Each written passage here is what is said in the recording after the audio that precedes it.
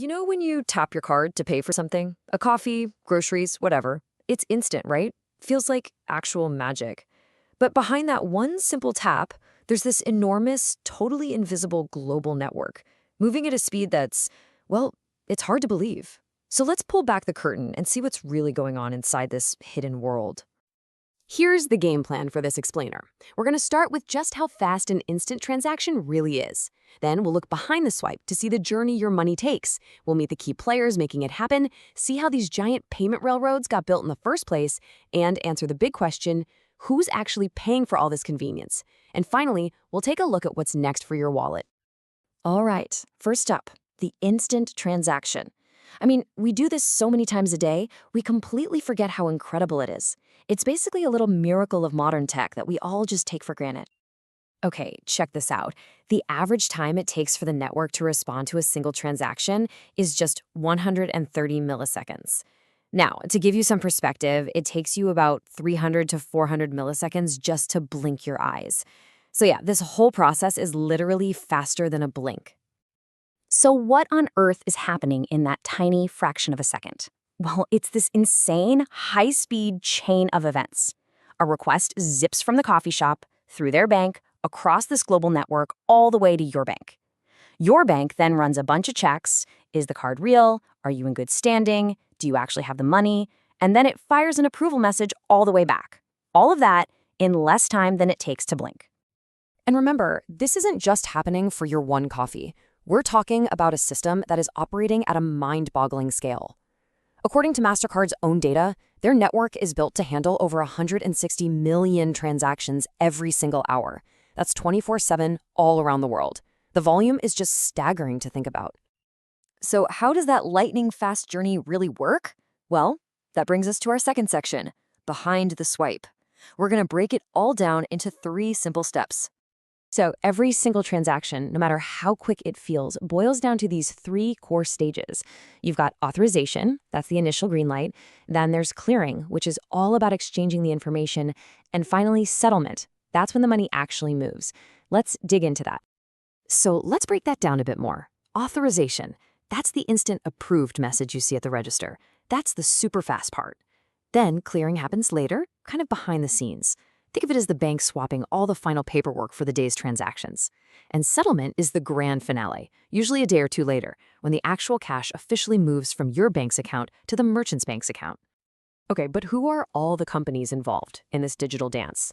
That takes us to section 3. It's time to meet the invisible team that makes every single tap and swipe possible, the 4 key players. So the industry calls this the 4-party model, which honestly is a little confusing because it's easier to think of it as 5 key roles. First, you have the obvious 2, you, the cardholder, and the merchant you're buying from. Then you've got the banks. There's the issuing bank, that's your bank, the one that issued you the card, and then there's the acquiring bank, that's the merchant's bank. And the player connecting them all? That's the 5th piece, the network, like a Visa or a Mastercard, acting as the big central hub. So how did Visa and Mastercard become these massive central hubs for pretty much the whole world? Let's jump into section 4 and talk about building the payment railroads, and really the story of how this powerful duopoly came to be. The whole modern credit card era really kicked off in 1958 with this famous, or infamous, event called the Fresno airdrop. Bank of America literally mailed thousands of live active credit cards, the original Bank Americard, which became Visa, to people in Fresno, California. Wild, right? Well, to compete, a bunch of other banks teamed up in 1966 to form their own group, the Interbank Card Association, which you know today as MasterCard. But the real game changer was in 1973 when they built a centralized computer network, making those authorizations electronic and super fast. By '79, they rebranded to MasterCard, and the rest is history. And the result of them getting in early is just crystal clear. I mean, look at these payment volumes from back in 2012. You can see the unbelievable dominance. Visa processed over $4 trillion. MasterCard was right behind with almost $2.7 trillion. And American Express, which is a huge company, was a distant third at less than $1 trillion. And this quote from financial advisor Peter Westberg just nails it. He says payment processing is like railroading. Think about it. Once the tracks are laid down and they connect all the important cities, or in this case, all the banks and all the stores, it is incredibly hard and expensive for anyone new to come along and build a whole separate system from scratch. Now, this massive, convenient network, it doesn't run for free, which brings us to a really important question in Section 5. Who actually pays for a swipe? Let's take a look at the hidden price tag on all this convenience. Okay, here's the basic math. Imagine you go and buy something for $100. As the customer, you pay exactly $100. Simple enough. But the store, they don't get the full amount. On average, they're probably only going to see about $98 of that. So where'd the other $2 go?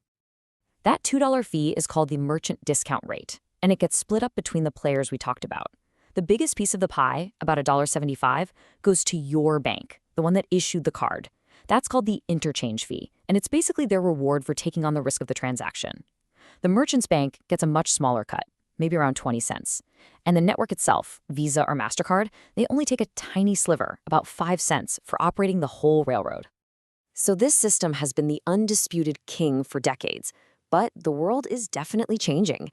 And that brings us to our final section, the future of your wallet. Are we about to see brand new tracks being laid? Or is everything just going to keep running on the same old railroads? The Visa and Mastercard empire is starting to see challenges coming from all sides. You've got huge retailers like Amazon and Walmart using their massive size to demand lower fees. Governments are putting them under the microscope with more regulation. And then you have this whole wave of fintech startups creating new ways to pay, from digital wallets like PayPal and Apple Pay to the absolute explosion of buy now, pay later services that are a direct competitor to traditional credit cards. And all of this leaves us at this really fascinating fork in the road. Are these new technologies going to build their own brand new payment highways from the ground up, creating some real competition? Or, in the end, will they just find it's easier, cheaper, and more efficient to run their shiny new trains on those old, reliable railroads that Visa and Mastercard built so long ago? That right there is the multi-trillion-dollar question for the future of how we pay.